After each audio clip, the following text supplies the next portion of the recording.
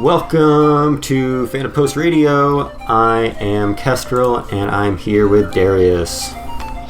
Hello, everyone. How are you doing? This is all we managed to wrangle together after 3 weeks, so this is what you get. We got some news to go over. We got some 3-week-old convention talk to hash out, and we'll see where we go from there. So, yay! Yeah, news. One piece of news that may be good or bad, depending on your thoughts, and one piece of news that is definitely very bad, but weirdly related. So the first one came, I don't want to say dates because I don't know when this will be released, but they were one day apart. So the first one was the announcement that the live-action Cowboy Bebop series on Netflix, which I could also talk at great lengths about, has been officially canceled after just one season, less than 3 weeks after it finally premiered, more than 3 years after it was announced. So, yeah. that was pretty much out of left field. And I know that there was some negative. I got the impression there were mixed reactions. Just judging from general speaking. You had people who were either hardcore anime fans or casual fans that would watch stuff on Adult Swim after 20 years and just casually go, oh, hey. And some people seem to like it more than the anime, go fig, or some people thought it fell short. But in any case, it just did get people talking one way or another. And it definitely sparked a reaction. So this move, honestly, was a bit surprising. I mean, only 3 weeks in, it needs a bit of time to percolate, and right, and everything. So, I had my own thoughts about the show. I'm sure you do too. What did you think? How did you feel about the show itself? Go ahead, let it out. Yeah, I mean, compared to other Hollywood live-action adaptations of anime, not that bad, but I certainly do not think it is a good series on its own, or certainly as an adaptation of one of the greatest works of its medium ever made. So, yeah, not super positive on it overall. I was not disappointed to see this news. I kind of wanted to see it continue because my favorite characters were Ed and Ein, and we only saw one of them at the end. I'm like, that's it? Really? Yeah, but that 1 minute of Ed was more than I ever want to see of live-action Ed in my lifetime. Maybe. But, I as a whole, I thought it was just okay. And people were trying to act like people... fans of the anime were trying to put it on a higher pedestal than it needed to be, and I have to disagree severely on that. And it took me a while to really pinpoint what was the biggest negative for me for Cowboy Bebop, and that it really did. In 1999, when the anime appeared, and if you kind of tend to also look at contemporaries such as Outlaw Star and Trigun, Cowboy Bebop had the absolute best animation, bar none, on TV animation for that time. It was the pinnacle of that. And then you add in the fact that you had Yoko Kanno's music, you had these interesting quirky characters, but the animation really was top notch. Fast forward to this one, and they kind of look okay, but a lot of stuff just looked really cheap. Oh yeah. It just did, like, for example, this is one, and I had to go back to this one episode that really hit home for me. The end of the first episode of the anime and the first episode of this one both involved this couple that pretty much gets shot up really bad. And when it happens in the anime, there's a very serious mood, in part by the jazz music that's going on. It really feels serious, and you're kind of feeling bad seeing this go down this way. Whereas in this live action one, it just looked really cheap, and I was like, that's it? Y'all couldn't have done better? I really had that type of thing toward it. I didn't entirely mind some of the changes. They liked that they fleshed out Spike, Vicious, and Julia's thing, but then the way their dynamic plays out in the end, I'm like, who the hell thought this was a good idea? So it's a mixed bag for me. I guess in the same way, I guess the Ghost in the Shell movie was a bit of a mixed bag, but that one had different issues. That one had other issues, so it tried too hard and it missed the mark. But yeah, Cowboy Bebop, I give it a C. It's not one of the it's not the worst anime adaptation ever. But I have definitely seen better. I have definitely seen much better. Battle Angel Alita and Edge of Tomorrow sets such a high bar. And Speed Racer as well, and these things honestly set such a higher bar than what we got here with Cowboy Bebop, and this one didn't quite cut it. That was actually our last episode, was talking about this topic in general, but like specifically those three Kane brought up and went into great detail about how much he liked those three adaptations. So yeah. I can't blame them. They're wonderful stuff. And in Japanese adaptations, I also recommend the Rurouni Kenshin movies. If you guys can go check those out. Space Battleship Yamato, I enjoyed the heck out of that. And Go-Go 13, classic with Sonny Chiba, God rest his soul. It was a lot of fun. So, but yeah, that's. So I hate. I'm the type of guy that hates seeing a story left unfinished. So this was a bit of annoying news, but to see it also happen so quickly, I was like, okay, I missed something here. So I don't know. But Cowboy Bebop, see you, Space Cowboy. I see people keep posting that about it, and it is what it is. I still got my Blu-rays. Yeah, exactly. Like, I have a lot of thoughts about the live-action adaptation, but at the end of the day, I knew that even if it was an incredible live-action adaptation, that there would be no scenario in the universe where I would not just finish watching it and say anything except, well, I'm never going to watch that again, because why wouldn't I just watch the anime again? It is obviously the best version of the story that will ever exist. So you don't need a live-action version. It's been perfect for 23 and a half years. Agreed.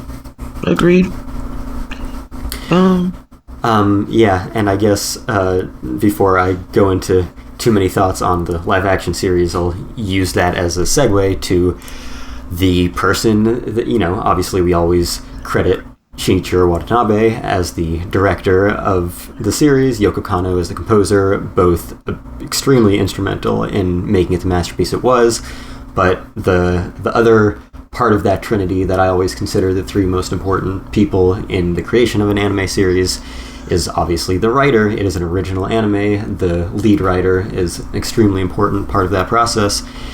And in a weird twist of irony, I don't know, the writer of Cowboy Bebop and many other extremely notable anime over the years, Keiko Nobumoto, passed away the next day after that news.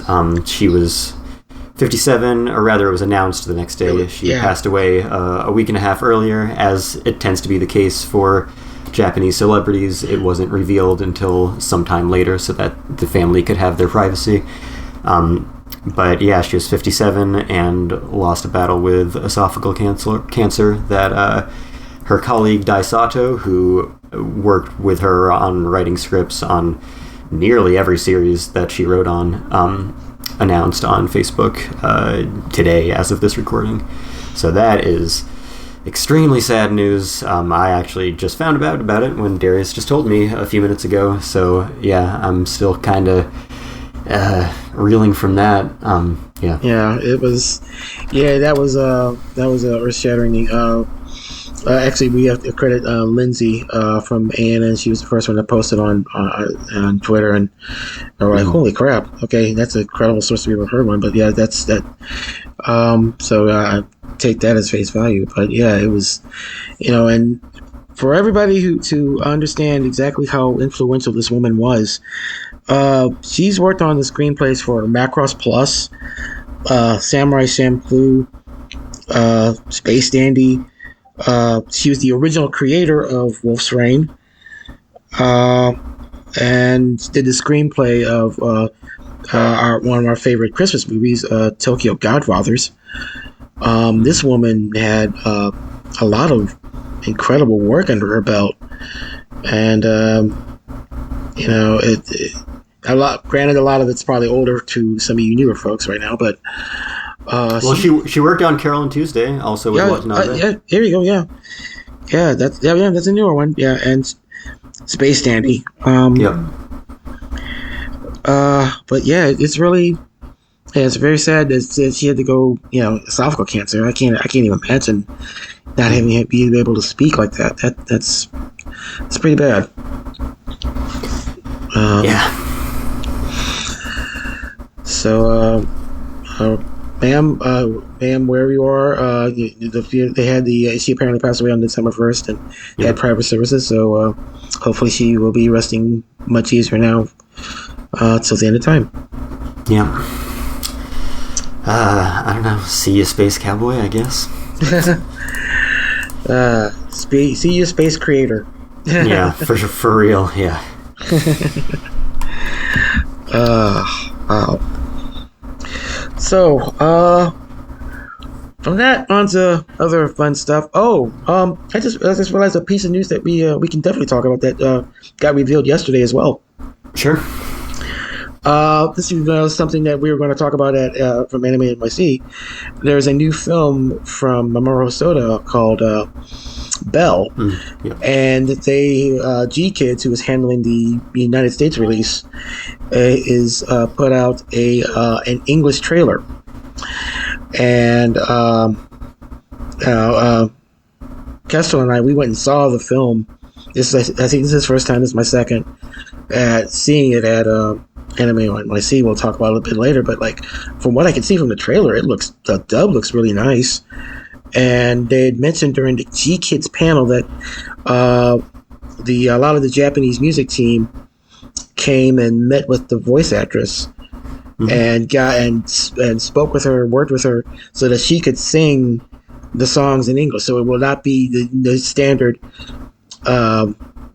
protocol of where they just leave the Japanese vocals in. Like this time, it is English vocals on top of things.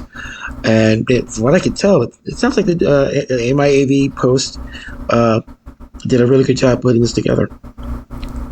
Yeah, NYAV Post always does a great job, and they always put so much work in.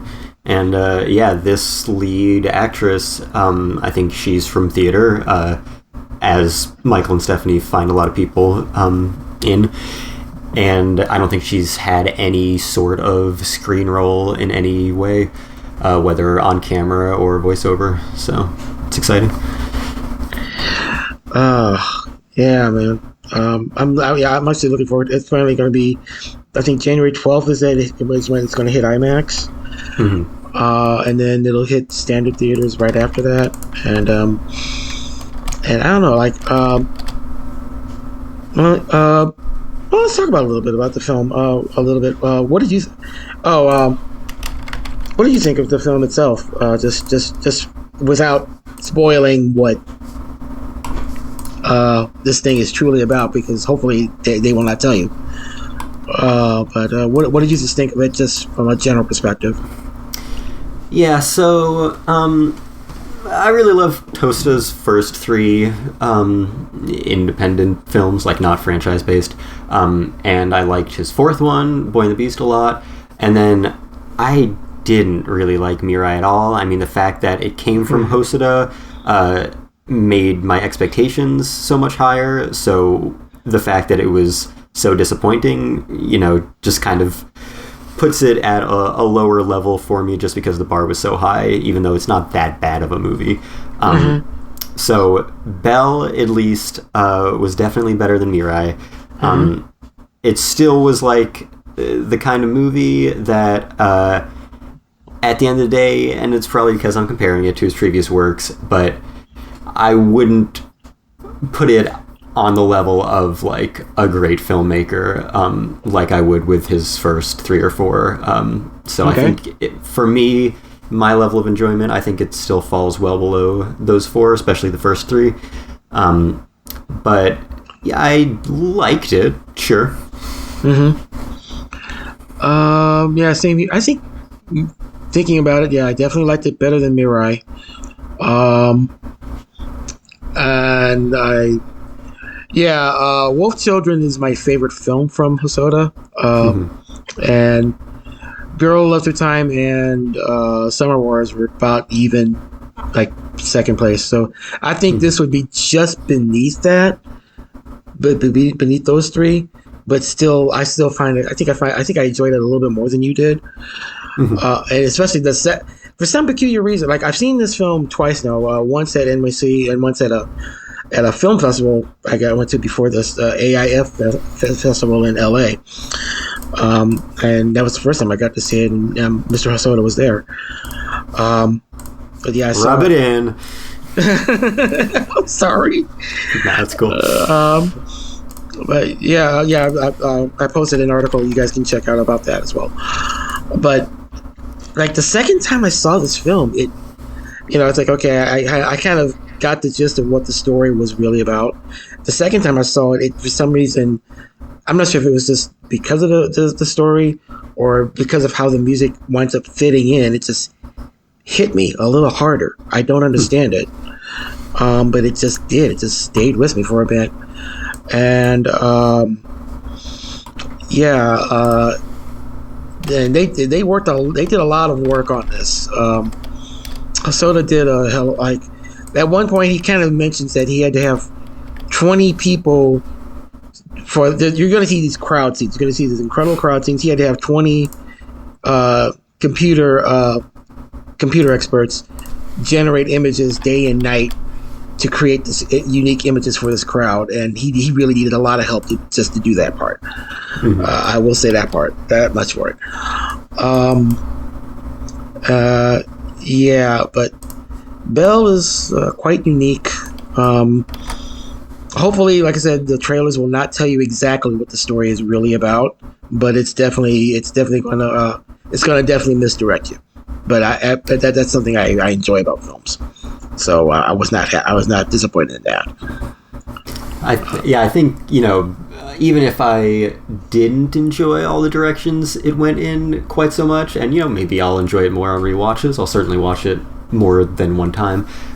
But yeah, the production values behind it and all the work that was put in by everyone involved, all the collaborators, like Cartoon Saloon worked on it, who did like the Irish folklore trilogy. And the I forget his name, but a Korean-born American animator who worked on a lot of classic Disney stuff and modern Disney stuff. Oh, hold on. Let me dig up his name. Might not be Korean-born, just a Korean name, Korean heritage. Anyway, but yeah, you can see that there's a lot of Hosoda's classic trademarks, especially from Summer Wars, as well as a lot of new ideas from all these collaborators around the world. And this, I forget the name of the architecture guy, but they got this architecture expert to design the world, and that's really awesome. Yes, they really, really, really, really went to town on the especially on the architecture aspect, the world building. This is something you really. This is the reason that you really need to see it in the theater. You just sit. I know something. I got an ACTV at home. There are a couple songs. No. This is like Dune. To be honest, right? You really need to watch the scale of what happens here. What's the scale of what the production values really were like to really understand just how much they to understand just how much they really wanted to amaze people. And then of course there is a pretty heartfelt story behind it. You'll hear this. I think the name you're looking for is Jin Kim. Yeah. He worked on a lot of Disney features, and he designs Belle here.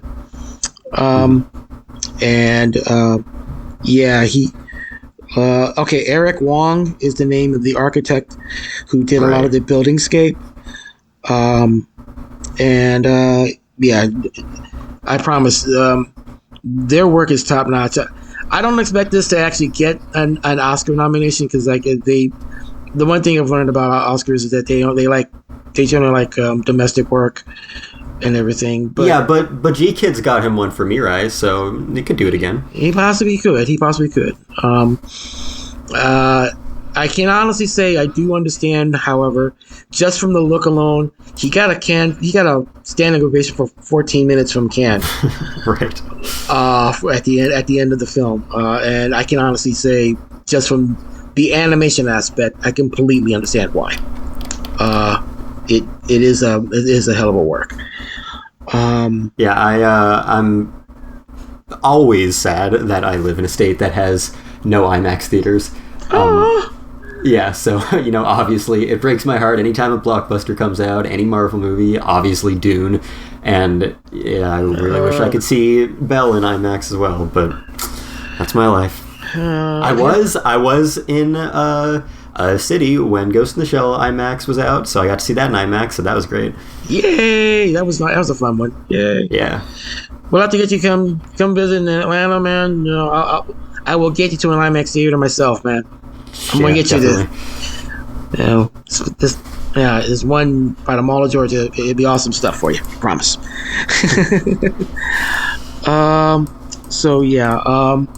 That's one film we're looking forward to. Let's talk about. Want to talk about the rest of the con, or do you want to hit Pompo first, or what's up, bro? Sure. I mean, that's a related topic, I guess. That's the other movie I watched at the con on Sunday morning, afternoon, whatever. So, we can talk about that one. That was a goofball thing. Basically, you have this super hyperactive teen girl type who is commissioned. Is she supposed to be a teen? Because it seems like she's like 10. Maybe, I don't know. I was just giving the benefit of the doubt, but she wouldn't surprise me if she were. She's just got that damn much energy. And they go and make her producer of a film, and she jacks this one guy off to the side who's like a production assistant who acts like a Japanese salaryman, and makes him the director.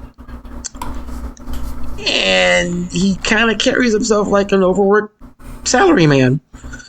But he throws himself into this right up to the end. And it's a lot of these really quirky things about the film industry and how things work. Especially both Japan and the United States film industry. I don't know if it's actually going to get a wide release. But I haven't heard them mention one, but I really hope it does.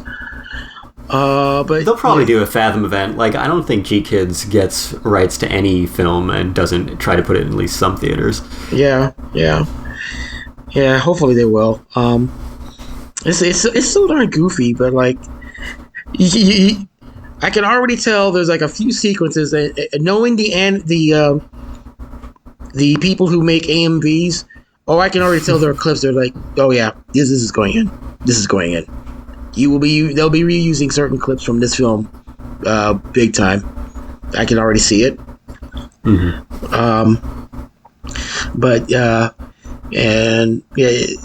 I just really did enjoy the heck out of Pompo though. How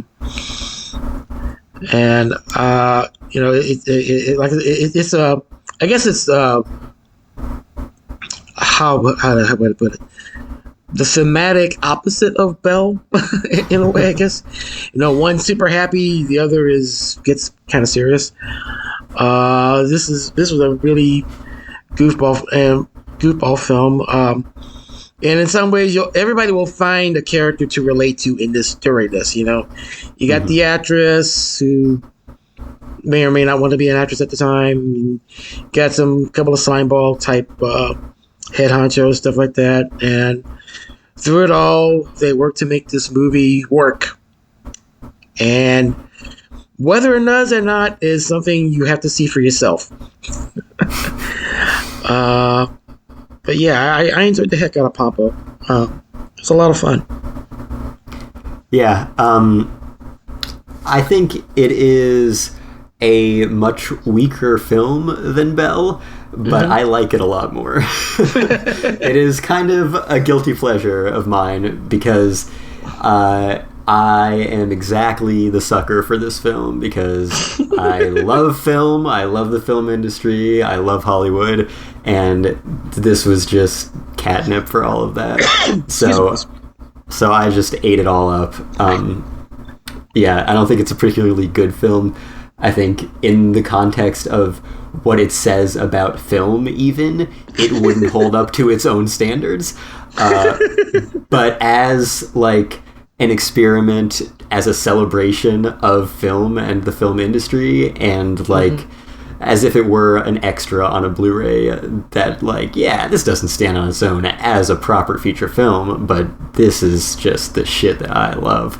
So, yeah, that's how I feel about that movie. Yeah.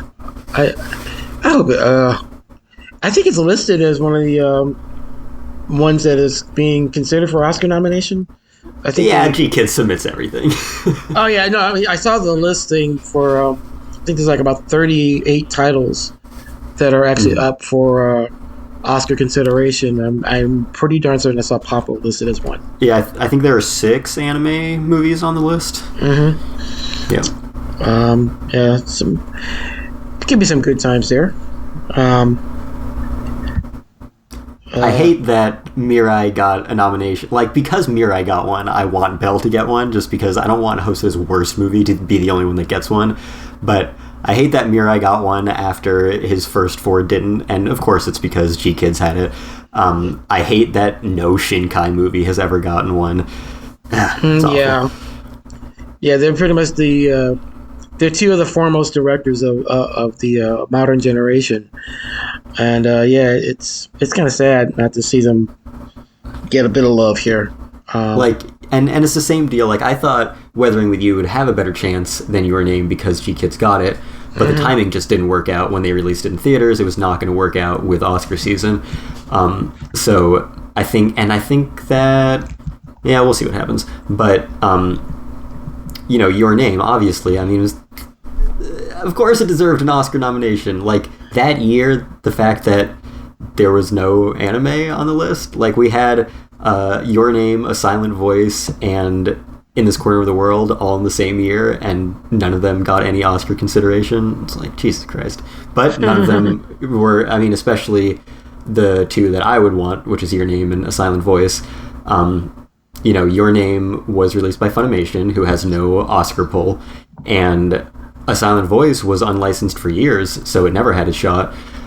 So, yeah, it's all stupid politics, and it's not like any of them are ever going to win again after Spirited Away, so it's always going to be a Disney movie, a Pixar movie, or if some other surprise masterpiece comes out of Hollywood, like Spider-Verse, then at least the right movie will win when that happens.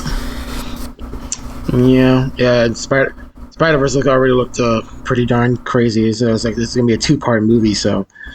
Like, yeah, I'm so excited. Oh, wait. Let's see. Yeah, Funimation has Josie, the Tiger, and the Fish. That's one of the ones that's going to be up. Pompo the Cinephile, Pupil of Chimney Town. I saw that at the festival, which was not bad.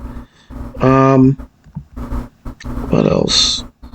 See, the irony is that even though Pompo might be the worst one up for submission, it's going to be, catered to all of these Hollywood industry professionals who are probably going to eat it up. So it doesn't have a 0 chance. It has an extremely low chance.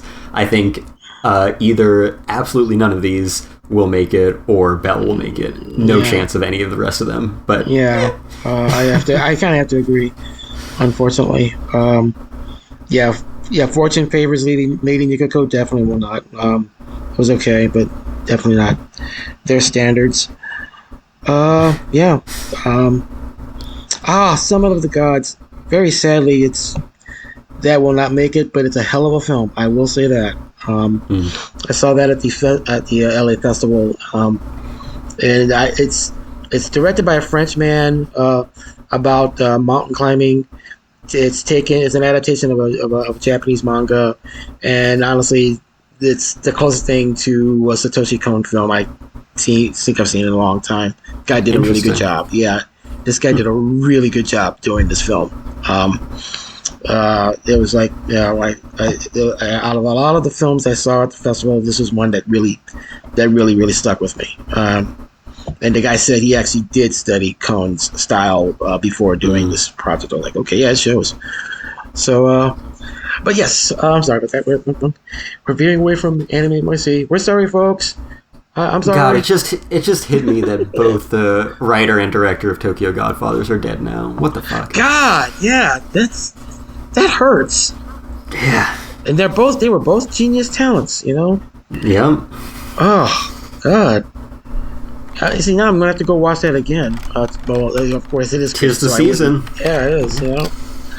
Also, the drag queen is still like one of the greatest anime characters I've ever seen. So absolutely, and another excellent NYAV post dub where they got an actual trans actress to voice her. That's right. They did that right before the new the recent Blu-ray this year.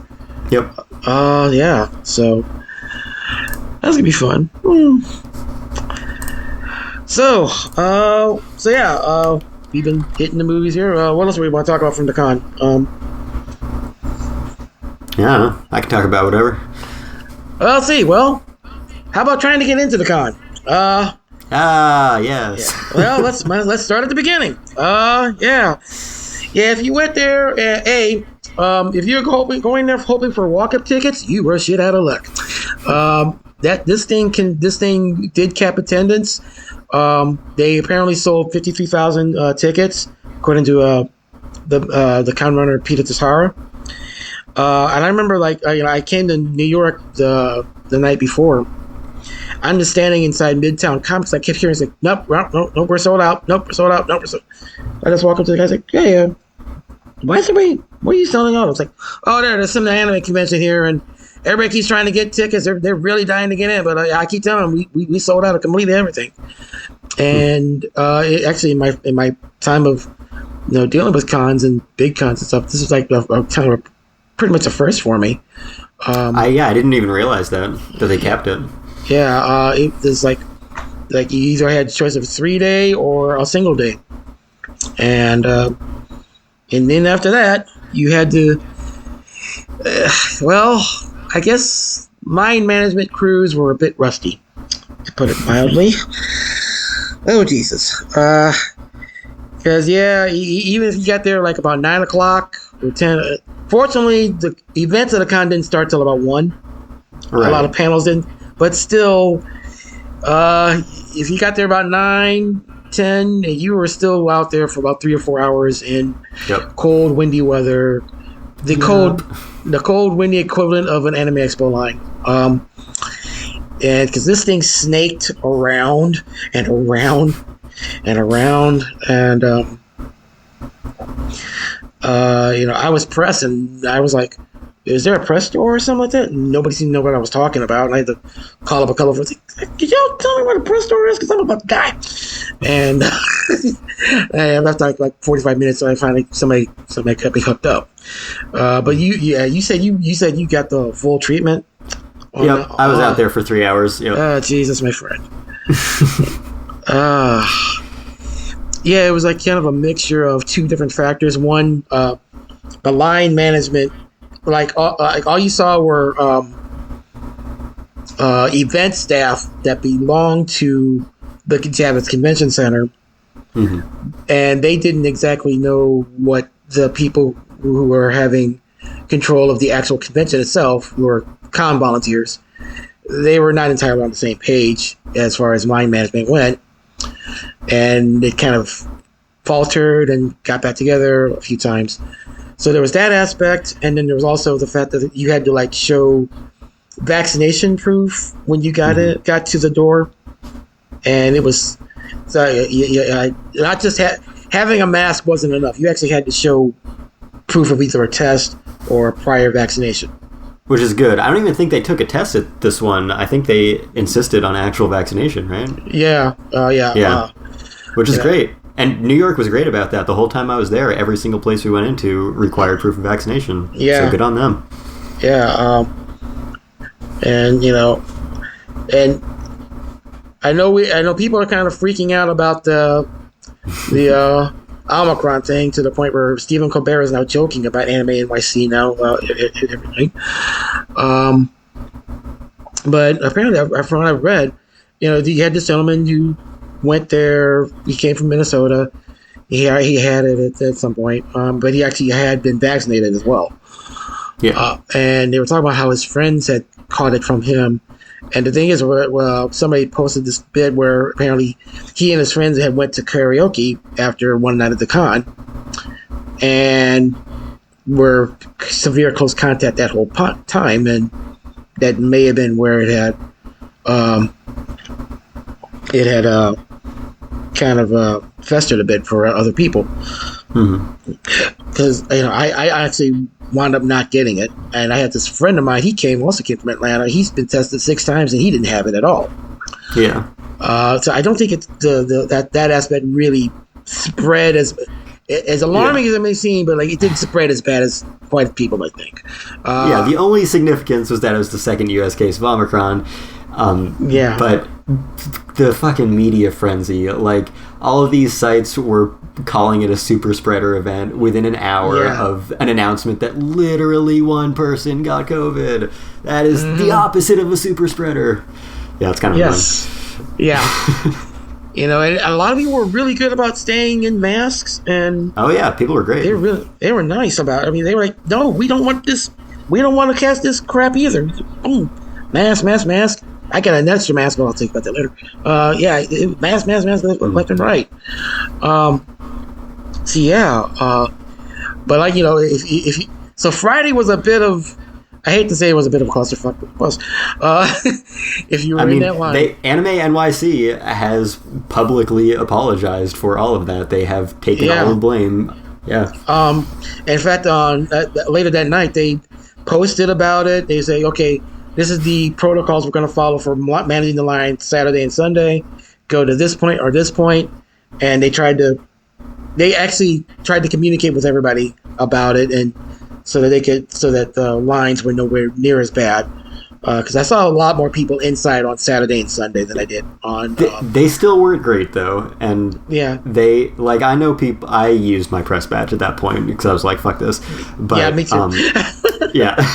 But I had friends who were still out there for like an hour on Saturday morning, so they definitely did better, but not as good as they should have. And after like a week or two after the con ended, Peter Tatara posted a public statement that, hey, we really fucked up this entire thing, and we're really sorry. So at least they acknowledge it. I've seen people that just act like it never happened. It's like, oh, it's just a standard con thing. I'm like, really? I've seen shows.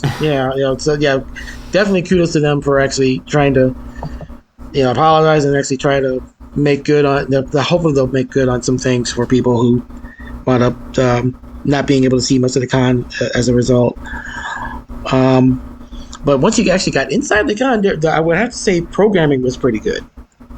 The One Piece thing, that was insane, which they also acknowledged in that public statement. Whoops! You went to that, right? Yeah, I got in. I got into the first room. I got my little coin and everything. Go for it, man. No, tell me about it, because I booked, man. I was like, I'm tapping out. I need food. What did you grab out of it?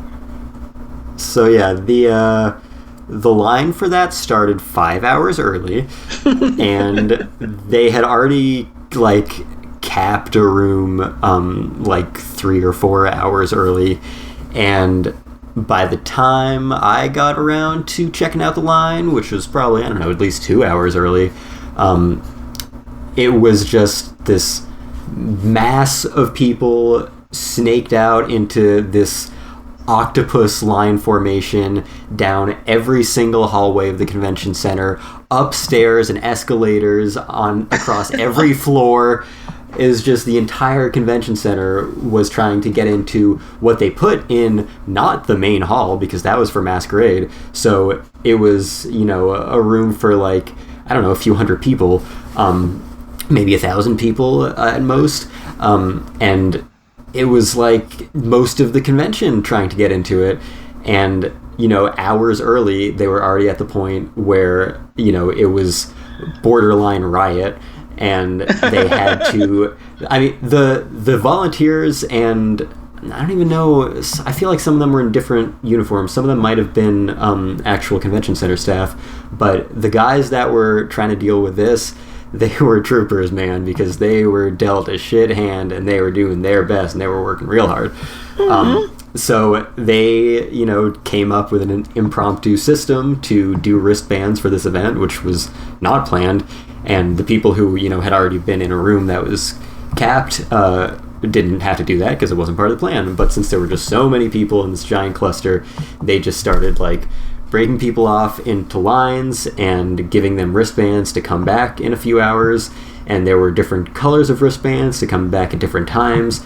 And, you know, this continued for all the hours leading up to it. And then maybe an hour before it started, they were already at the point where they're like, all right, we've added, like, 3 new rooms to screen this.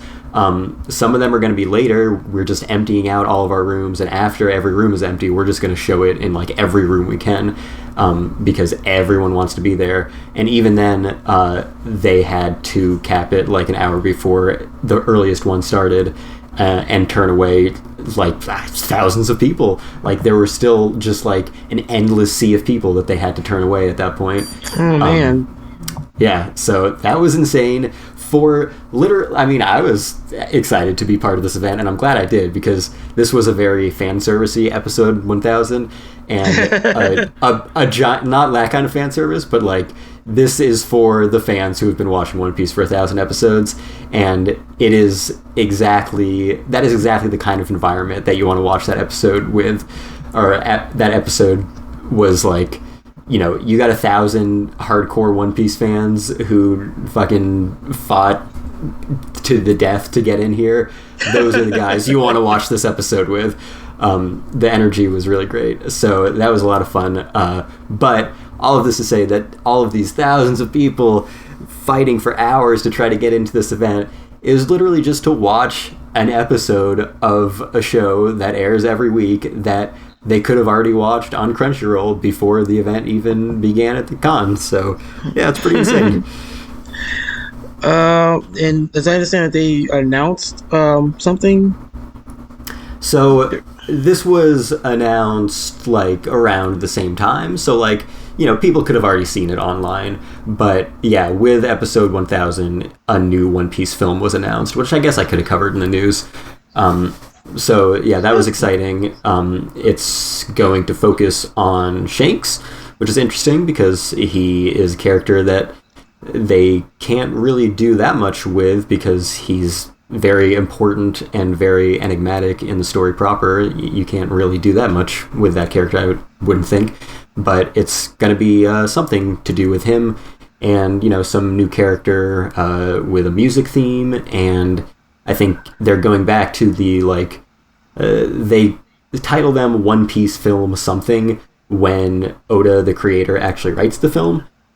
So he didn't do that for the last one that was released, but this one is called One Piece Film Red. So, and I think they confirmed that he's back to write it. So that's definitely exciting because, you know, that when they did One Piece Film Strong World in 2009, not only did that kind of, like, give One Piece its final boost to become, like, the eternal biggest thing ever, But it also kind of revolutionized how they do films for Shonen Jump manga adaptations, where the creators are very heavily involved. They have these huge tie-ins within the series itself. It's like this really high-profile production, because before Strong World, they were all pretty much just like shitty little short one-off filler stories that you can just completely ignore and nobody really cares about.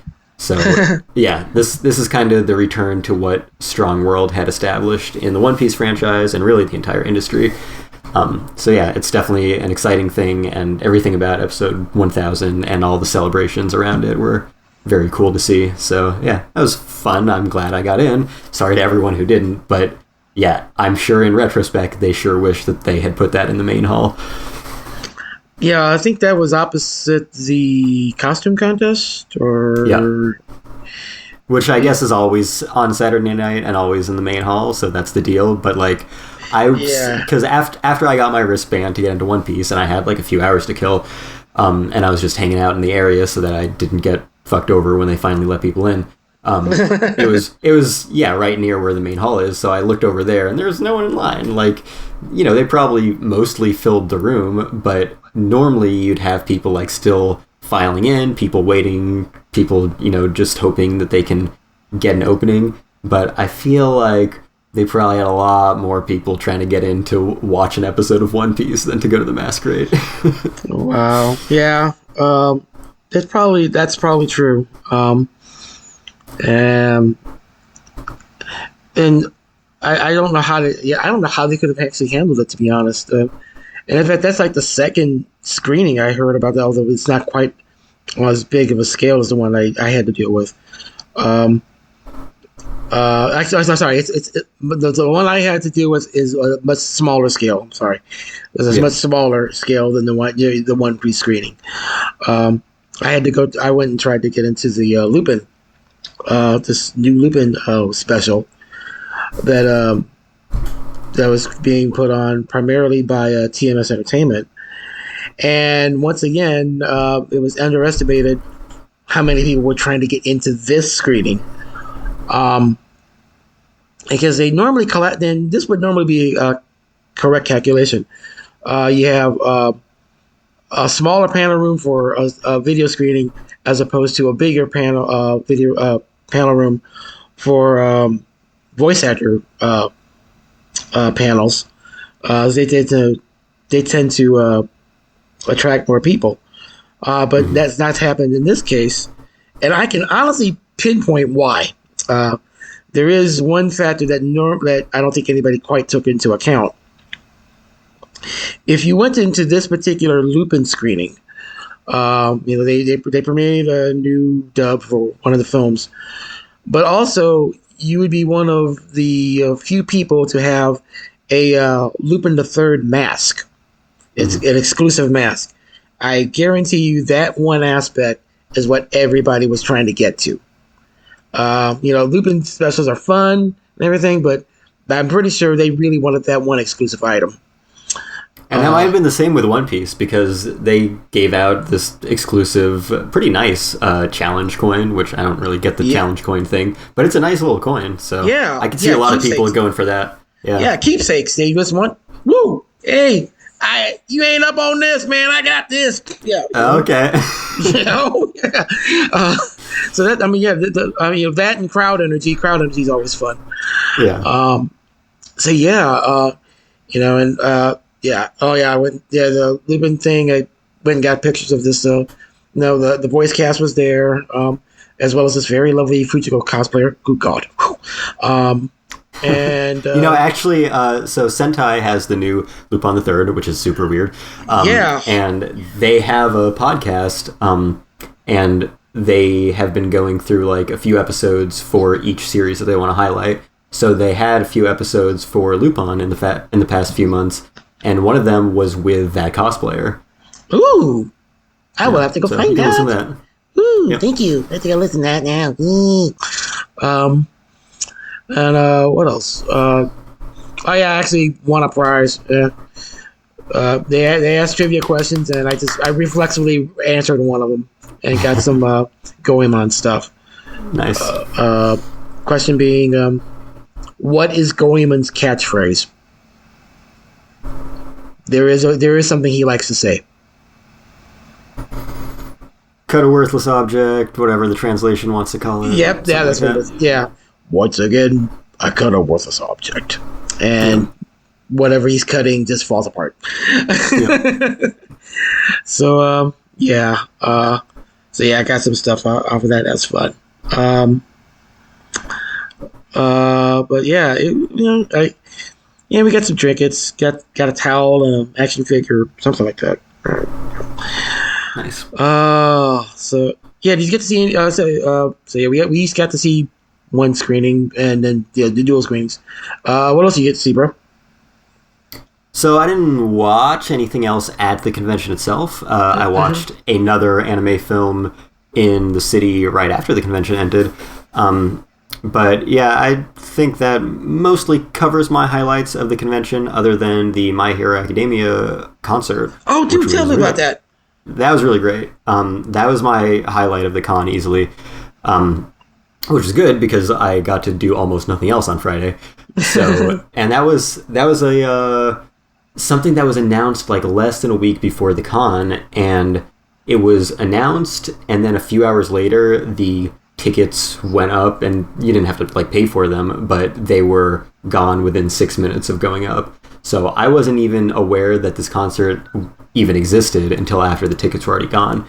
But I have friends who got extra tickets, so I got in anyway, and I'm very happy that I did because, like I said, it was the best part of the con for me.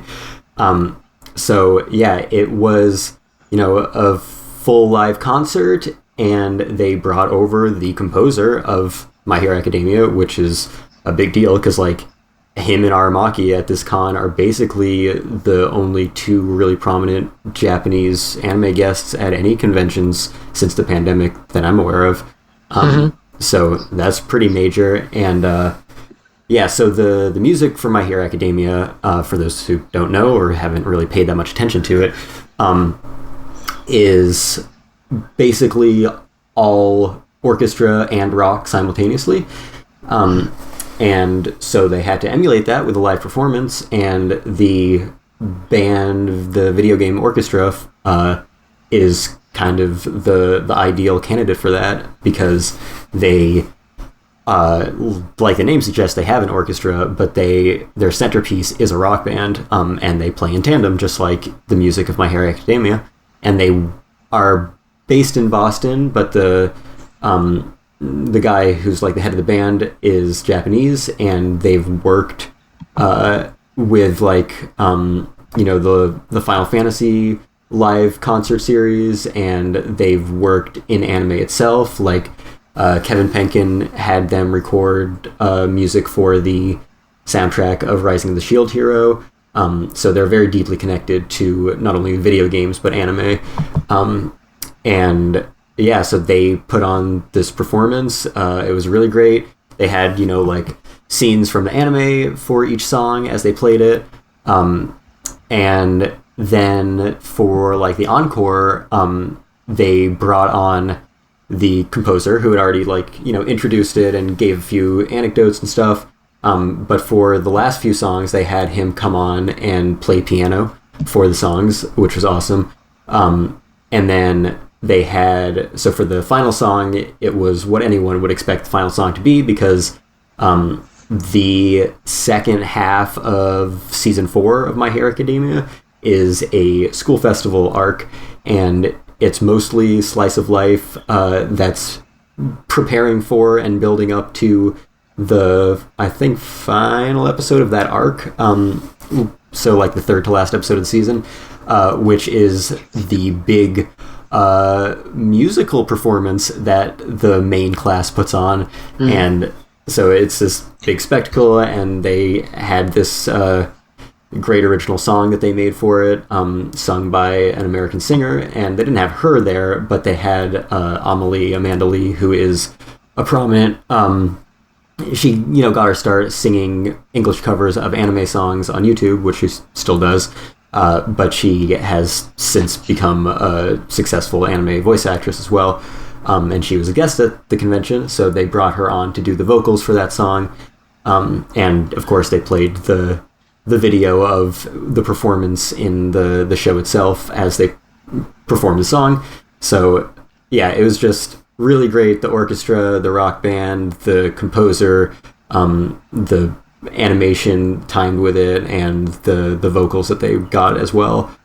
Really great concert all around. So I was really happy with that. Awesome.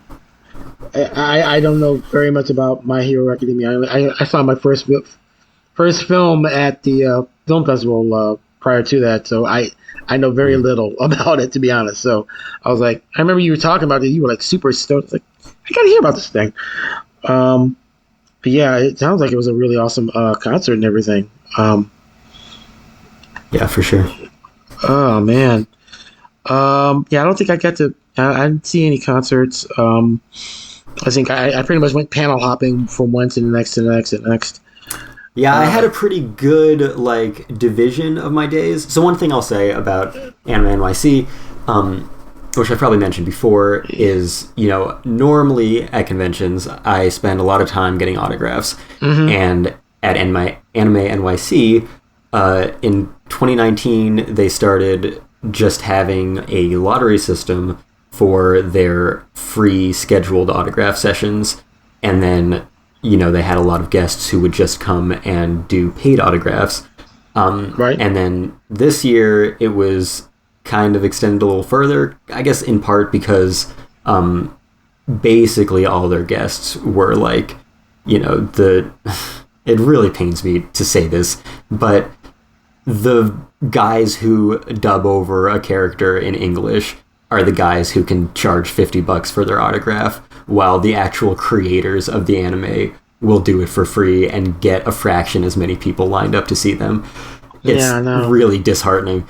But because of that, because of the pandemic and everything, they only got one Japanese guest who they had do any signings. So Aramaki was the only one in the lottery system, and everyone else you had to pay money for, which I have no interest in doing, especially since they're all just English voice actors who I've seen at 1,000 conventions. So, it's disappointing, especially so 2019, they had Tomino. So I entered the lottery. I didn't win any of the lottery.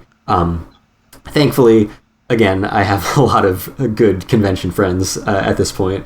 So one of my friends, he didn't get multiple. You can't get multiple, but he got his Tomino signing, and he was able to sneak in a second signing to get me a Shigishi signed by Tomino, and got a picture of him holding it and everything. And awesome. Tomino's got a great autograph. He draws Haro in it and everything. So yeah, that was pretty great. But this year it was nobody that I cared about. I respect Aramaki a lot, but I don't particularly like anything that he's done. So I was fine with skipping out. And yeah, like I said, the English voice actors I wouldn't care to pay money for.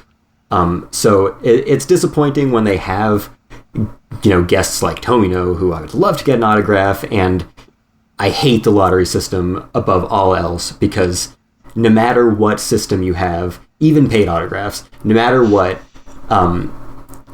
any other system, if you care enough, you can guarantee yourself an autograph. With a lottery, that's not the case. And so you get fucked over, even if it's your number one priority in the world. And some guy who might not really give a shit might get an autograph instead of you, and that's awful. So I hate the lottery system, and they should remove it forever, and everything about it is awful. But when they're guests that I don't care that much about, but I would get an autograph at a normal convention, the fact that I don't spend my time waiting in line for autographs that I may or may not get does give me a kind of sense of liberation that, I get to spend all my time, actually doing stuff. Because autographs at this point are you wait in line for an hour or two, and if you're lucky and the line doesn't get cut, then that gets you, 15, 30 seconds in front of a guest writing their name and trying to sell you stuff. So, I like a lot of the autographs I've gotten, especially from actual Japanese creators. Super cool. But yeah, having a convention experience where there's a lot of cool stuff going on, and I know that I'm not going to just waste time in a line for a few seconds, is nice for a change, I guess. So yeah, my weekend was kind of split up where I guess Friday was main events. I only went to the concert and the Attack on Titan event, which were both in the main events. And, I checked out the dealer's room, obviously, because there wasn't that much else going on. Saturday, all industry panels, and then One Piece. I went to 4 industry panels in a row, then the ANN panel, which is, industry-adjacent journalism panel, and then One Piece, which is not an industry panel, but it's put on by Crunchyroll. It's part of their whole event there, so it's kind of related. And then Sunday, I went to one event with some voice actors. These 3 voice actors who are all very prominent in anime and video games and some Western animation.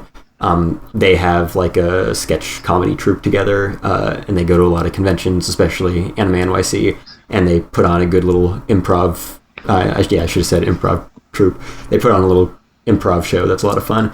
But after that, I watched 2 anime films that I had never seen before. I want to say the at least East Coast premiere of both, back to back, and then that was basically the end of the con. And then right after that, I went to the AMC Times Square, and I saw the Gintama finale movie on its first night of its Fandom event as well. So yeah, that was my Sunday, was all watching anime movies. So interesting division of my weekend there. Very cool. Let's see, my let's see, how did I? Well, what? See, now you got me thinking, what the heck did I do at the con? Okay. First off, I went and saw Mr. Aramaki, Shinji Aramaki's. He actually wound up more or less having to do 2 panels of sorts. It was one that was specifically named for him, a Shinji Aramaki panel, and then the next one was the Animego panel. And the reason that this took place was that the Aramaki, he basically spent the entire panel telling about his long-time career. He had been he had been a mecha designer as young as age 22 for a lot of stuff that was famous in the United States, and then went on to become an actual anime director after that. So yeah, he talked about having worked on like Transformers. There were characters he made for something called Microman, and then he'll look up and think, and basically if they like a design, he got like $10,000 yen for it, but then the design company would take back for 3,500 out of that. So it's like he actually created like Soundwave and I think Perceptor and Reflector, and then the Hasbro came and got those designs and renamed them for the Transformers. And he talked about that, and we talked about working on stuff like Mask and Pole Position. Also, when he actually got a chance to work on Genesis Climber Most Beta, which Americans would know as the 3rd segment of Robotech. They came to him and said, "Hey, we really want something that like that Macross Valkyrie plane." So he came up with the Alpha Fighter, and he also had a giant addiction to motorcycles, so he invented the Cyclone Rider as well at that point. And I think he was about 22, and eventually he got a chance to move to LA, do some work there for a lot of different shows, Mask, Visionaries, stuff like that. And eventually he moved back, and he got a chance to be a director, first on Maddox 01, which is one of the reasons why Animego brought him over. So because they did a Kickstarter, And if you got a high enough tier, they were going to have Mr. Aramaki go and do corrections on the original Maddox 01 that he has all wanted to do for a very long time. So that will be how the final Blu-ray will look. Interesting. And it'll be coming out in February that they had to push back. And also Robert Woodhead, who was the owner of Animego, he came to the panel, and there's this gigantic poster that they created just for this Kickstarter that you can add to it and everything. And they showed that at the panel. And so he talked about also working on Appleseed, the first Appleseed CG movie. He came in, hated what he saw of it, and ripped it apart and started from scratch and wound up doing three films. And he's been kind of addicted to the whole era of CG animation as opposed to cell animation. He's kind of more gravitated more toward that on other projects like Ultraman and Blade Runner. Yeah. And he is not doing Ultraman Season 2. He's apparently just an overseer, but he's not directing Ultraman Season 2, but they did announce that. But he said he couldn't say who the director is yet. But he does believe it's going to be a good project.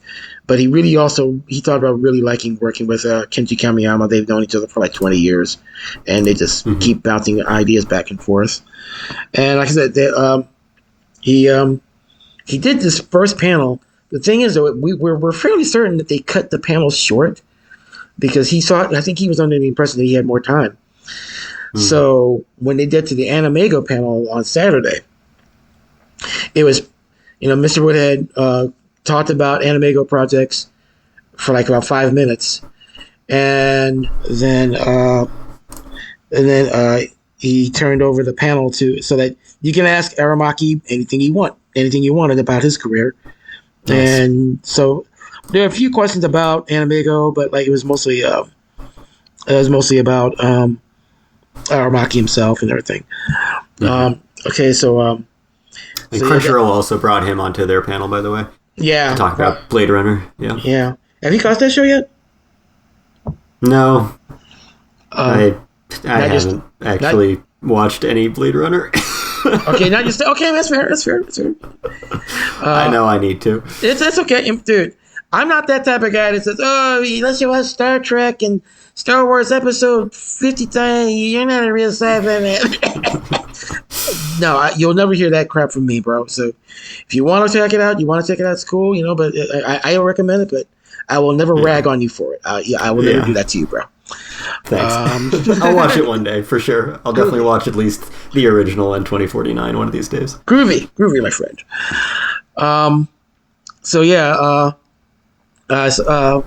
What else did I do that day? I know I did something else. I went to that panel on Friday, and then I went to I went to the Amv Contest, and that was fun. There's like a lot of stuff that I think they ran a pretty decent Amv contest, although I think a couple of entries were a little miscategorized, possibly.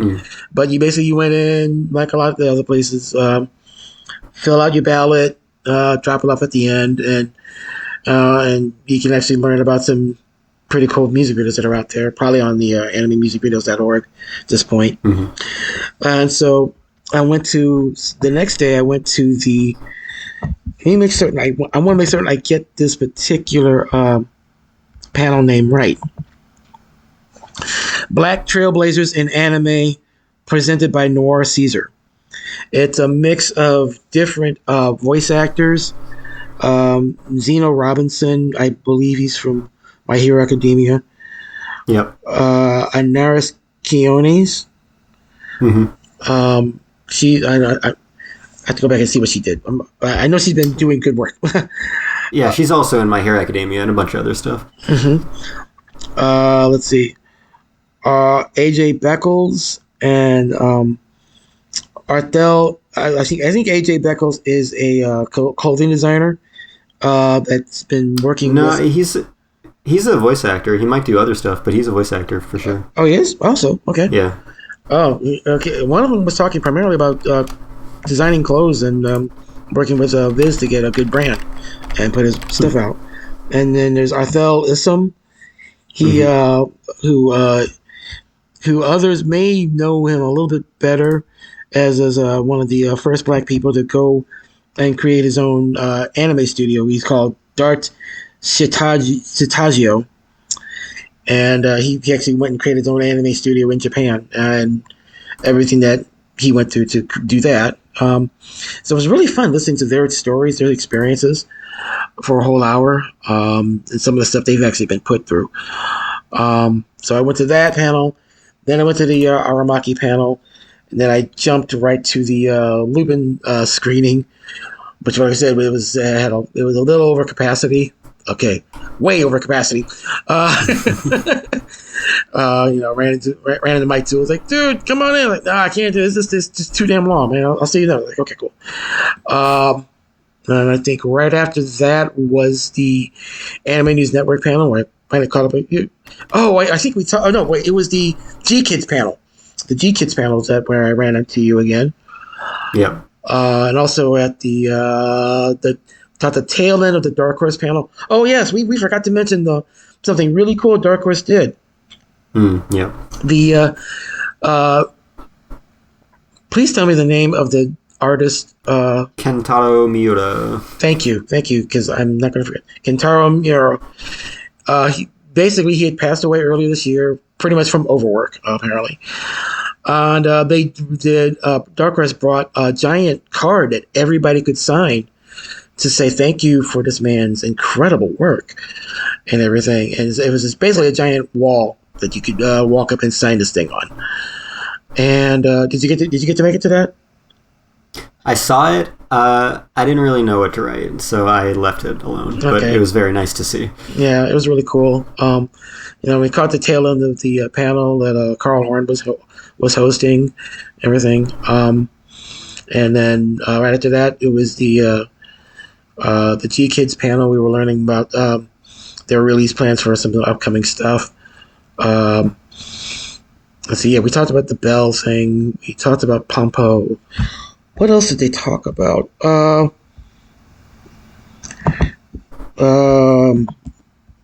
talked about a good deal of things at the G Kids panel.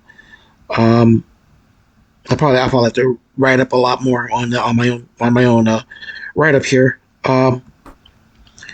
But I went to Yen Press, Dark Horse, G Kids, and Crunchyroll, and they were all just kind of generic industry panels. Mm-hmm. Oh, one thing that you guys will definitely be wanting to hear about. There was one prominent license that G Kids put out recently, all of Evangelion, onto a Blu-ray, and so there came a question about the Evangelion reboot films because they're currently on Amazon. They said they have no plans for it right now. So we don't know who has that license or if they're having to keep mum and say about it. Mm-hmm. It's but like, sooner or later we're going to try to find out who has this damn film after 10 years and just complete the bloody story. Arg. Until then, you can cancel. At least it's on Amazon. Yeah, you I was on Amazon. Not expecting to be able to stream it just a few months after the Japanese release. That's awesome. I was really happy about that. That was something that this has been one crazy year of releases. Stuff that we never thought we'd ever see. Evangelion, Future Boy Conan, Macross Plus in theaters. This, and I don't know. We still have Discotech has their next panel coming up on Monday, so who knows what they'll have. Just to break our wallet, they talked about the Deer King. That was one I got to see. I have to warn y'all, it's not a very action oriented movie. If you guys get to see it, it's kind of like Princess Mononoke, a spiritual cousin to Princess Mononoke, but less actiony, but with the same length. That's as much as I can describe it. Everyone involved in that film makes me really excited for it, so I really hope I like it. Yeah. I mean, it's a decent film. Just temper your expectations on the action aspect. I will warn you that part. I will warn you that. Yeah, I'm fine with that. I don't need action. Okay. Groovy. Let's see. So yeah, I went to G Kids. What else did I go to after that? Apparently I went. Okay, yeah, I went to the. Oh, they did answer one other thing that some people may ask about. The G Kids was doing these limited edition giant boxes of certain of their Ghibli films. I think they did one for Spirited Away, one for Totoro, one for Princess Mononoke, and then they kind of veered away just doing steel books. And apparently they said they said the reason they did that was steel books are better for retail space, and there's only so much approved materials. They may return to doing limited editions one day, but not right now. You're gonna probably just gonna be seeing steel books, and that'll be it for a while. So that will probably be of interest to some of you Ghibli collectors. Did you just mention that one because I asked that question? I just happened to write this out. I'm sorry. Okay. I'm sorry about that. I just took notes. I forgot to credit that. No, that's fine. That's just it happened to be the question that I asked. Okay, so, yeah. Oh, that was you. Okay. Yeah.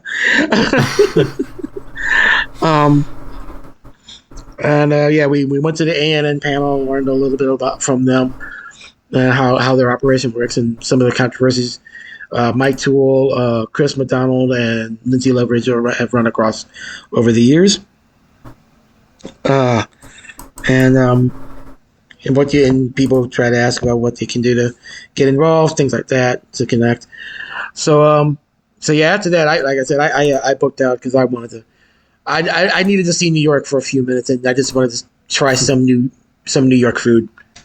And I wound up trying to go to 2 Korean restaurants. The first one says it's called Let's Meet or Just Meet, one of the two. And it's apparently an all-you-can-eat thing. Thing is, though, you have to be with somebody, or else you can't go in by yourself because it's an all-you-can-eat place. I'm like, great. My status as a single guy is working against me again. So, after just to really rub it in for you. Yeah, New York gets its Carrie Bradshaw moment on me. I don't know, frag. So yeah, I went across the street, this thing called, I think, Love's Barbecue or something like that, and sat outside, ate. And, I was like, yeah, that's pretty good stuff. And so yeah, next day came and ran across you, bro, and we went movie watching, and a lot of the crowd situation seemed to be handled much better at this point. Yeah, and these were ticketed events as well. They were in the lottery system, so you didn't have to pay for them, but it was a limited supply, and you had to have wristbands, which came in pairs, which made it very easy for me to get wristbands for anything I wanted to see. But that is why it worked out a lot better than like the Sunday East Coast premiere at the previous Anime NYC 2019, where they had Weathering with You. And I got in, but there was a whole big clusterfuck after me trying to get in that was not able to. So It was probably the right call to make this a little more limited and make sure that people had their wristbands ahead of time. Oh yeah, I remember. I was at the I remember I was at that thing too at the Umbrella. That was a goofball thing afterward.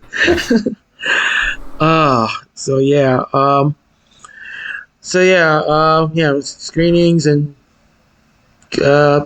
picture taking, and then went out to Times Square, and I just couldn't stop taking pictures, and we're walking around, and I don't know, it was, "This is my time to be a star." Yeah, I just quoted Bin May on y'all. Yeah, you can't do anything about it. I'm way over in Atlanta. Come get me. All right.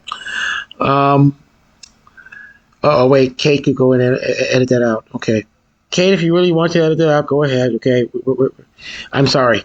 I apologize to you because you're mighty Kate. Okay. Let's see. I think that more or less put a cap on Anime NYC. I mean, ups and downs aside, would you say we had fun? Yeah. Other than the line on the first day, I pretty much enjoyed the whole thing. Mm-hmm. Yeah, it's It's the first. It's like one of the first big events besides Otakon to come back. Mm-hmm. And actually have industry presence. Actually at their show. So a little bit of rusty. They figure it out. They'll figure it out for next year. But I think if you were able to get inside and enjoy there really was a lot of stuff to do. They'll probably fine tune attendance and program settings, things like that for next year. But I trust Peter, Tatara. I trust Lance High School. I think those guys they're out putting on a good show. So I think things will be better for 2022. On that, is Lance involved in putting on this? Yeah. Oh yeah, he's interesting. Yeah, he's gone from Funimation man to he's one of the main players over at Anime NYC. He's doing his thing up there. So yeah, I ran into him and he was like, yeah, chaos, we still need to drink, So that may happen one day. So that was the end of the con. So what else? What else did you want? What else did you want to hit this giant long laundry list? It was a very busy weekend. Like almost all of this was from that weekend. Yeah. Let's see. Let's see. We have Cowboy Bebop that weekend. God. Yeah. Had a Blade Runner event. What else you got on there, bro? I don't know. I mean, I don't know if there's anything else here that you want to talk about or hear about or anything. Well, let's see. I haven't caught up to JoJo, so I can't really comment on it other than the fact that everybody's gone crazy for it. Mm-hmm. Everybody loves it. I still haven't seen Arcane. Everybody was talking about that. Well, any thoughts on that one? Yeah, I was gonna, if it wasn't brought up in the episode proper, which I wasn't really expecting it to be because it's not related to anime at all.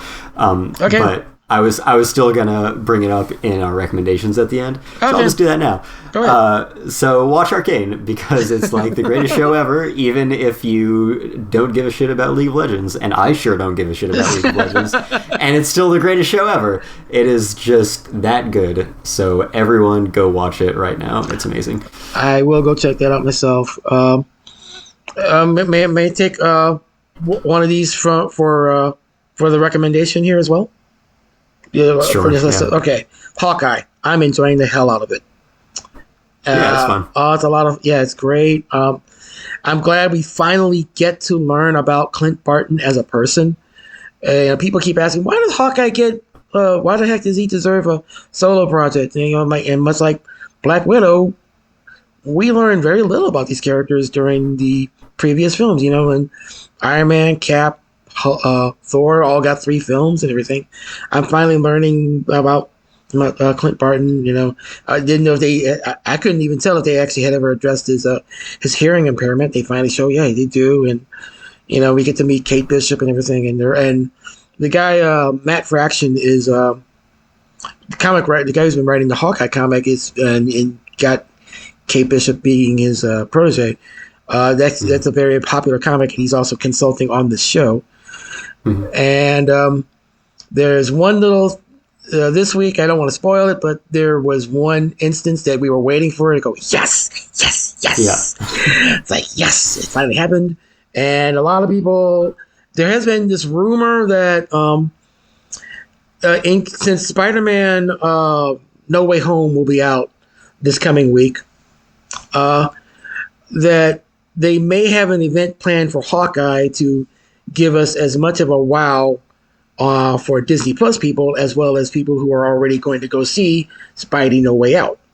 Apparently, it's going to be, they're saying episode 5 will be break the internet. So I don't know if it actually will or not, but I'm hoping that we do get some of the stuff that we think we see clues to, but we haven't quite seen yet. But yeah, I'm enjoying the heck out of it, and I like the fact that they keep needling Hawkeye about branding him and actually getting a costume. Right. Yeah. That's a lot of fun. Right. He might be right. Oh yeah, and the thing all about the trick arrows too. So, that's my recommendation on that one. When the rest of the podcast crew decided they couldn't make it to record, I don't know if they realized that giving just the two of us an episode meant that we could talk about Marvel. That might have been a dangerous move on their part. Because, yeah, that's Now, I know you see movies super early. Have you seen Spider-Man? Not yet. But okay. There is one tidbit. I have heard, hopefully I'll get it right at this, there have been press screenings where they will only show the first 40 minutes. Okay. Yeah. Yes, they do not want any spoilers. I guess they're still mad about, I don't know, maybe they're still mad about that Forbes guy who did Avengers Infinity War. I don't know, but it might be on that scale of whatever the heck is going to happen, will happen in this film. But yeah, they're like, no, no, you are not getting anything. You are getting nothing that's going to really screw this up for us. So Kevin Feige, he's playing his cards close to the vest, puts that stuff down. He's going to be like, yeah, draw 2. A little red 2. He's going to be hit there with that damn draw 4. Bam! And that's going to break us. Like, damn. He's got my damn soul again. Yeah, they've sure got that formula down. They have got us forever. So yes. We can't wait till next week. We can't wait. Yeah. So this is gonna sound like I'm bragging. I'm going on vacation to Hawaii tomorrow. Nice. Which is nice. But the island that I'm going to, Kauai, which is beautiful, has one movie theater on the entire island, and they have like one movie at a time and only a few screenings here and there. No. And so I'm not going to see Spider-Man on opening night. I have to wait until the week after. So that sucks. But, I can't complain too much. I'm going to be hanging out on the beach. So. Yay. Well, okay. It's the trade-off. I am happy for you. So everyone shut up. Don't give me any spoilers, please. I haven't heard anything. Other than there's a trailer, and that's it. But from like, I don't know, Thursday to Monday, I'm going to have to like really avoid everything. Hopefully I'll be able to see it like, I don't know, the following Tuesday or Wednesday after I get back. I cross my fingers for you, brother. I cross my fingers for you. Also, we mentioned briefly since I was talking about the first Spider-Verse movie being masterpiece, best superhero movie ever. Agreed. And totally deserved to win Best Animated Feature. I was very happy that they did not just give that to a Disney Pixar movie that year, because Spider-Verse definitely deserved it.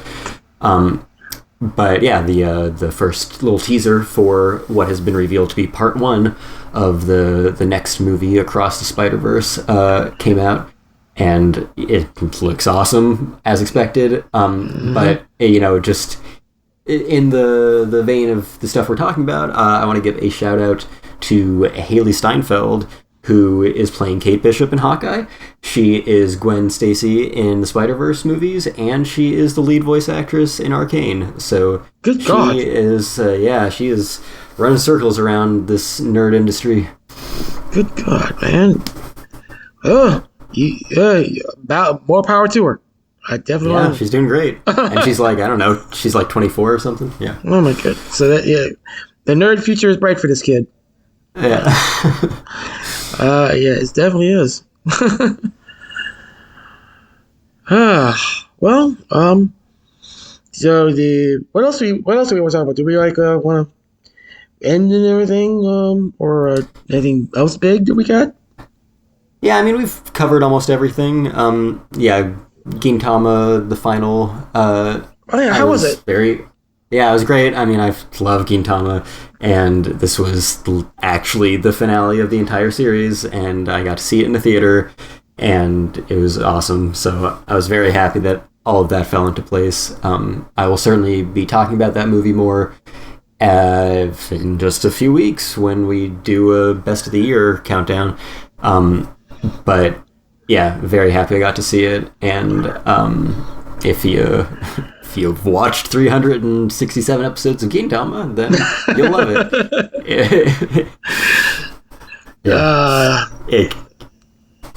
Oh, well, I have to go learn about this show then. I'll have to study up. Yeah, it was, number 9 on my top anime of all time, the series overall, so. Okay. Bad, bro. Yeah, highly recommended. Let's see. And then, we've got my, 15 shows that I'm watching this season, which I'm sure we'll talk about much more after I get back from vacation, and we do probably the last episode of the year where we cover the end of that season, since we've only talked about it on one episode so far. But are you watching anything that's airing currently? No, right now I'm still trying to catch up on a couple. So I just finished CSI Vegas, man. I'm still trying to catch up on stuff piece by piece. I got to finish Blade Runner, the last episode. I'm slightly behind on some things. So you're watching Blade Runner? That's a current show, then? Yeah. Although, I kind of like it. I'm enjoying it. I'm a longtime fan of, I saw the original Harrison Ford flick when I was a kid in the theater, this little kid. So, yes, folks, I'm ancient. Okay, I'll probably drop dead next year. Nice knowing y'all. But hey now.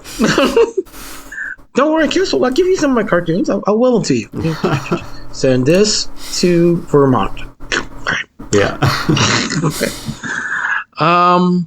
But Black Lotus has been a nice series so far. I like that they do add some little nuances from the previous one. I love seeing the boy cop test come back.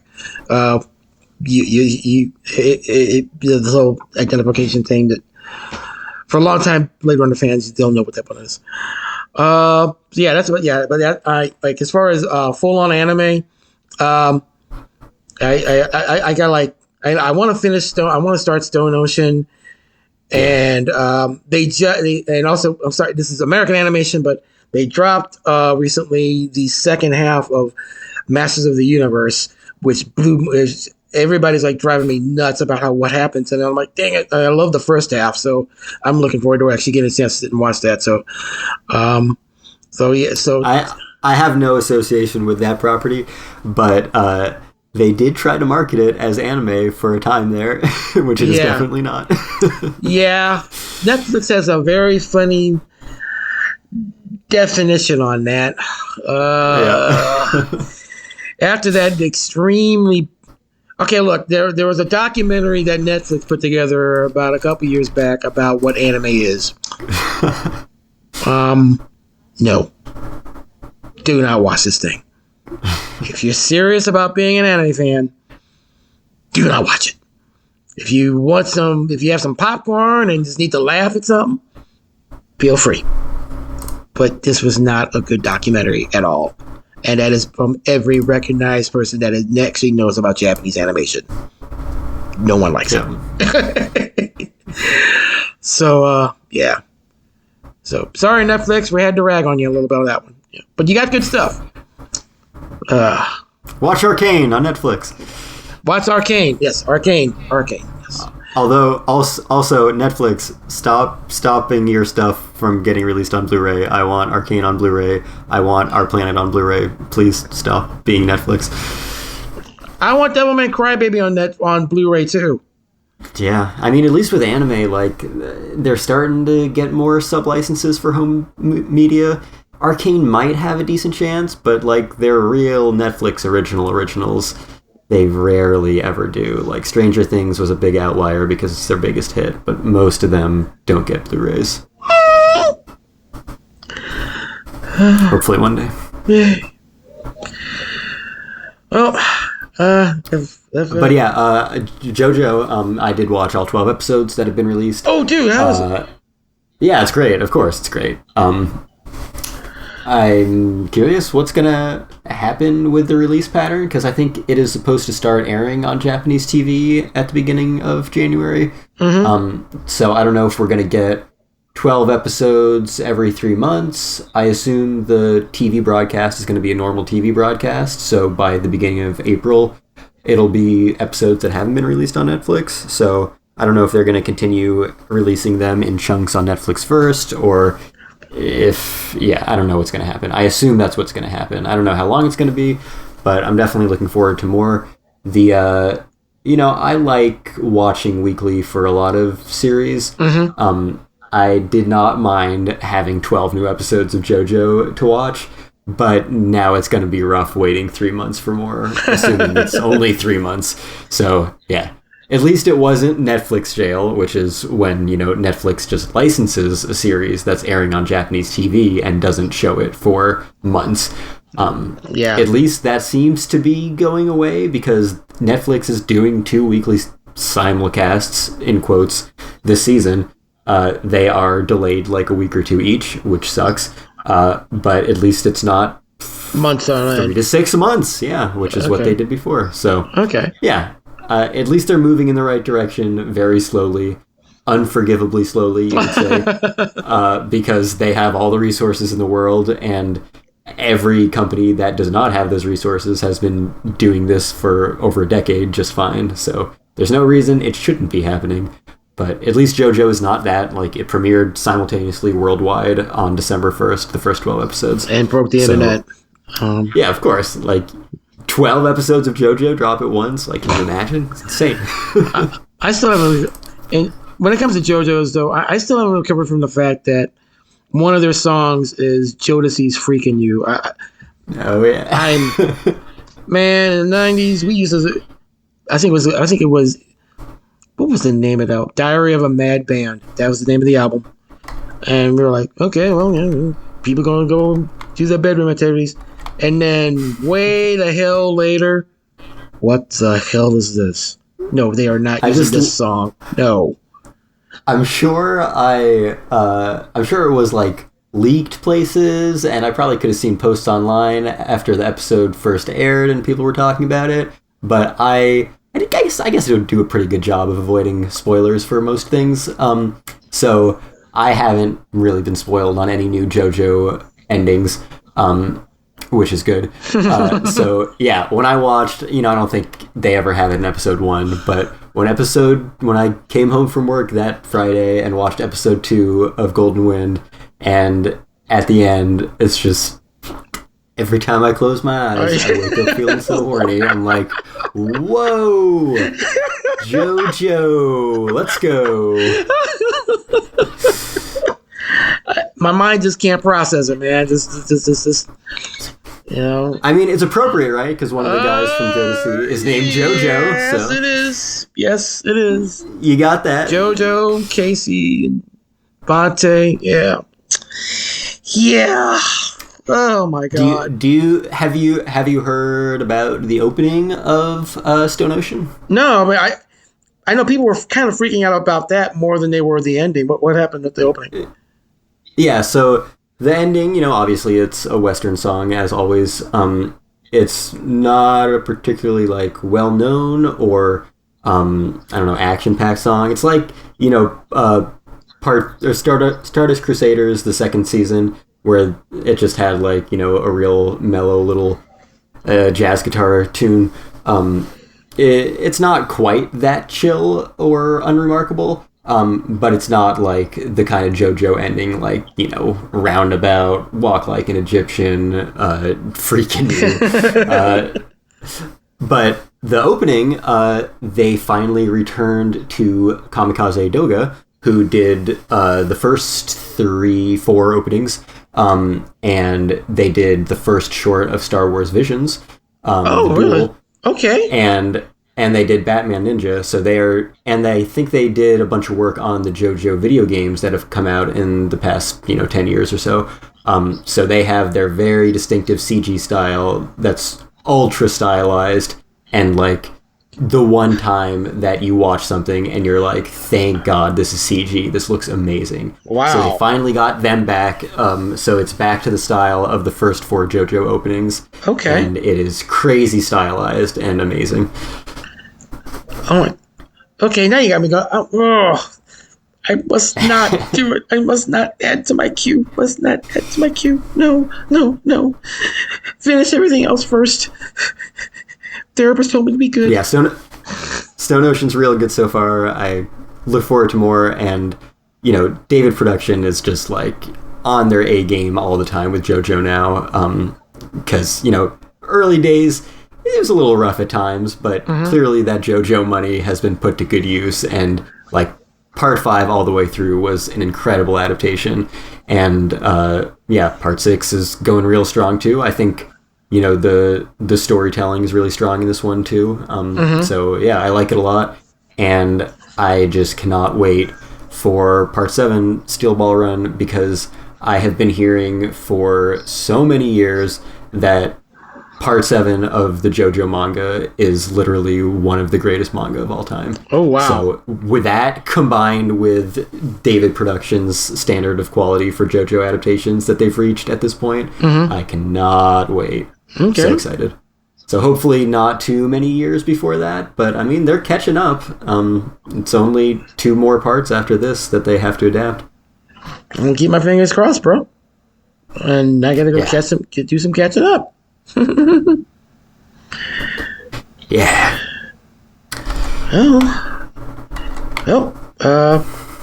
Okay, cool. What else is going on? Anything else exciting, or should it be like just chill and go get food? Yeah, I should probably eat. We can wrap this one up. Do you have any other recommendations? I'll reiterate that everyone should go on Netflix and watch Arcane, and if they ever release it on Blu-ray, buy the Blu-ray. And I guess as a second recommendation, I'll add that the Demon Slayer movie, Mugen Train, is finally being released on Blu-ray in the US near the end of December, so go grab that. They've got a fancy limited edition, as always, and, it's an Aniplex limited edition, so it is very expensive, but it's only a movie, so it's under $100, so, thank goodness. Not as bad. Yeah, so, of course I'm getting that. But yeah, it looks great. So, and it's a great movie. I'm glad that they did the TV adaptation so that people could catch up on the story before the next arc started. But it does play out a lot better in movie form. So definitely still check out the movie, which I guess that's streaming everywhere too. So you don't have to buy it. But anyway, buy that, and again, watch Arcane, because Arcane is the best. I think my only other recommendation, it's a couple geared toward the old schoolers. Macross Plus Movie Edition will be in theaters on the 14th. If you've not picked up tickets now, you definitely should. If you've never seen it, if you're a newer fan, you can go into this one cold. It tells a complete story. But old school fans, we've been like waiting for this since mid to late 90s to see this particular property on a big screen. It's a fantastic work. And how does the movie edition compare to the OVA? Because I've only seen the OVA. Okay. I don't think what I'm going to say will really spoil it. 2 things that are distinctly stand out. Like, a lot of scenes are rearranged, but one scene is not there anymore. I will warn you all of this. The opening scene where the main character is fighting Zentradi, and that's the reason he gets kicked out of his assignment. That particular scene is gone. When the movie starts up, he's already at the test flight base. The other is that you're going to see this character named Gold go up against a fighter, and it's this particular dogfight is the movie edition is longer and it's better handled, as all I can really say. I don't think that's really a spoiler. Those are the 2 biggest differences. Everything else is more or less relatively the same.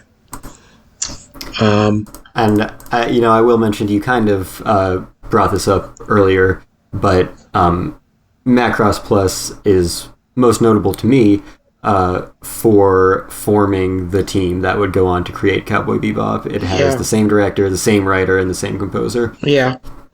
And the OVA version stars Bryan Cranston in the dub, which is interesting. Yes, Eisenberg. Back when he was an anime voice actor. Yes, Eisenberg is your lead character. Go listen to him. Yes. Go listen to him. Hopefully hopefully now with this whole Macross being rights being finally formalized, we can actually get a Blu-ray of that now. Yeah. Cross fingers on that. So that's something to look forward to. Also on the 13th, Discotech Media is about to do their town hall, and they're going to announce new licenses. And since apparently 50% of Right Stuff Anime's purchases are Discotech stuff, I'm pretty darn certain this is going to be of interest to a lot of Blu-ray collectors. Mm-hmm. So that's something to look forward to. So that's it from my end. Nice. All right. Well, you can find Fandom Post Radio anywhere you find podcasts. Please subscribe, rate, and review anywhere that you find us. Mm-hmm. So we are on Apple Podcasts, Google Podcasts, Spotify, SoundCloud, Stitcher, Amazon Music, Facebook Podcasts. We have an Alexa skill. We are on iHeartRadio. You can find our episodes posted on fandompost.com. Mm-hmm. You can follow us on social media on Facebook and Twitter at Fandom Post Radio. Please do so. Get in contact with us. Share our stuff. And you can also get in contact with us via email at fandompostradio@gmail.com. Mm-hmm. And I'm on Twitter at FullMetalKyoma. And I'm on Facebook and Twitter. Just look for Darius Washington 999 or D Washington 999. I can't remember. Oh, and also I did write an article about the LA Film Festival I went to, where I reviewed a lot of the films that we talked about today, and got a lot of some interviews and some insights from Mr. Hosoda as well as a few other people. So you might want to check that out as well. That's also on the Fandom Post website. And that's about it. I'm going to finish writing up about Anime NYC right now. I suppose you could also find me on Facebook if you care to. But my name's Kestrel Swift. Yay! And I'm all right. Thank you all for joining us. We'll have another episode hopefully in the next couple weeks and be able to talk about some more of fall season. Since, like I said, I'm watching 15 shows and we've barely talked about the season at all on the podcast. So we'll be back at some point with that. So till next time, see ya. Take care, guys.